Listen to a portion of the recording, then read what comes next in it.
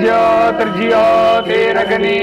स्वाहा स्वाहा ब्रेहा।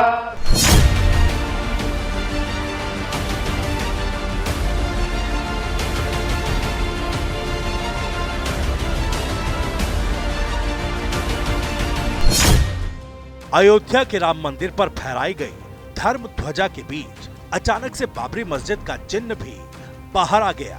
देश जब राम मंदिर के यज्ञ में पूर्ण आहुति दे रहा था, ऐतिहासिक पल का गवाह बन रहा था, तब पश्चिम बंगाल में सियासी दीवार पर बाबरी के शिलान्यास का इश्तिहार लटका था।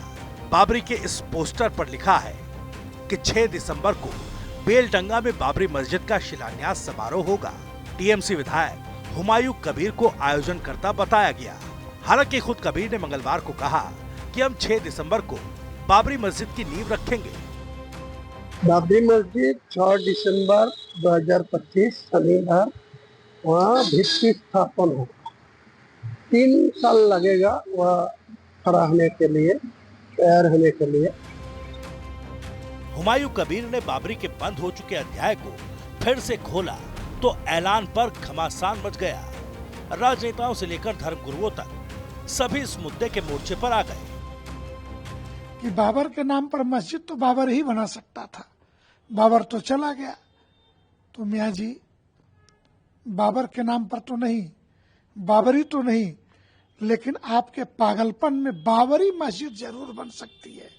कि लोग याद रखें कि एक पागल विधायक जो है बावरेपन में ऐसा कोई निर्णय लिया था। हमारे देश में कुछ लोग ऐसे हैं कि उन्हें लगता है कि बहुसंख्यक समाज का अपमान किया जाए, उनको नीचा दिखाया जाए, ऐसी घिनौनी साजिश करते हैं और बहुत बुरी तरह से मुईकी खाते हैं। और जो लोग उनका समर्थन करते हैं वो तो बिल्कुल ही खत्म हो जाते हैं। आज अखिलेश यादव तरस रहे पावर के आने के लिए।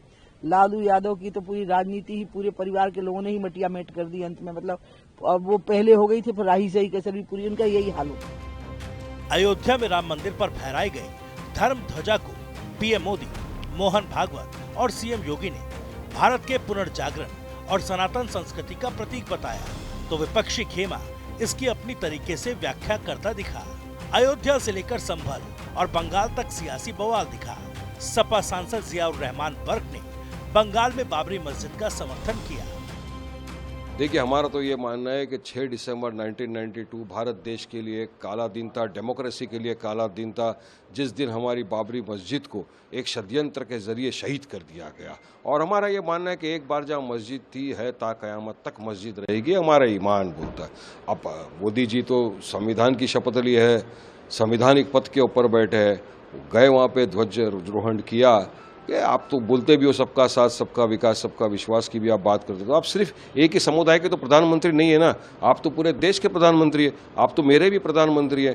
तो फिर आप एक समुदाय के खिलाफ ही आपके लोग इतनी नफरत क्यों फैला रहे हैं? ममता बनर्जी जी जा रही हैं, इसलिए घबरा रही हैं और टीएमसी की विदाई का वर्ष है 2026 और बीजेपी वहां जंगल राज को समाप्त करके सुशासन लाने का काम करेगी। बहरहाल मंगलवार को अयोध्या में राम मंदिर पर फहराई गई धर्म ध्वजा के साथ ही बाबरी विवाद को फिर से हवा देने के इरादों ने तमाम सवाल खड़े कर दिए। सवाल ये है कि क्या ये संयोग है या जानबूझकर किया जा रहा प्रयोग है।